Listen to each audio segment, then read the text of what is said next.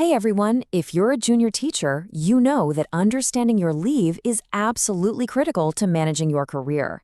So in this explainer, we're going to break down all the official rules so you can plan your year with total confidence.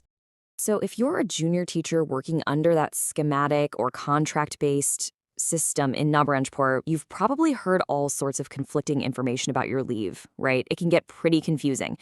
Let's just cut through all that noise and get straight to the official facts. It turns out a few unauthorized absences have really forced the issue, and the school and mass education department had to send out a formal memo to clarify everything. We've gone through that official document and distilled it down to exactly what you need to know to protect your career.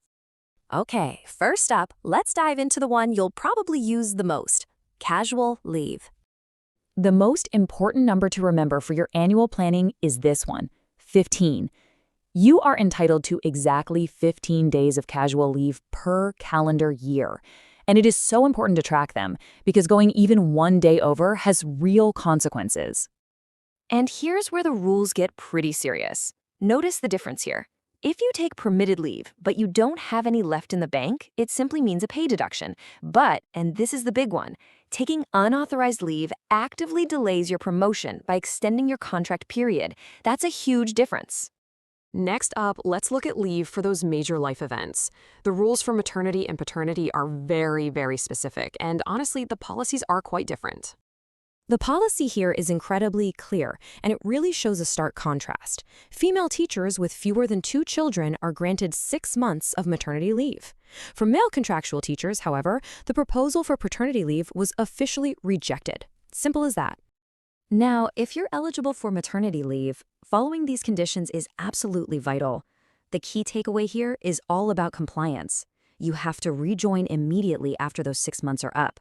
Any extra time is considered an unauthorized absence and will extend your contract period. Yep, the exact same consequence we saw with casual leave. All right, this next section is incredibly important, as it covers one of the most critical and often misunderstood parts of your contract. What happens when you're actually unwell? The official document couldn't be clearer. This is a direct quote, and it confirms that there is formally no medical leave allocated to junior teachers under this scheme. So that raises the big question: what happens if you genuinely can't work? Well, the policy they use is called no work, no pay. It's a really straightforward rule. If you're absent because you're sick, you will not get paid for those days. There's a strict 3-step process for any medical absence. First, your pay is deducted for the period you're away. Second, if that absence goes over 30 days, that time gets added to your contract.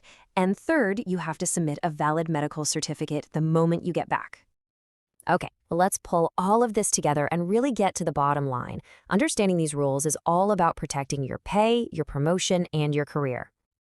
Ultimately, every single day of absence matters, whether it's going one day over your 15 days of casual leave, not rejoining right after maternity leave, or being out sick. Any misstep can impact your paycheck and delay your promotion.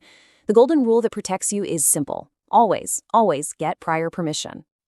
You know, this isn't just about a bunch of rules. It's about empowerment. Knowing these regulations allows you to plan effectively, manage your time, and make sure your professional journey stays right on track.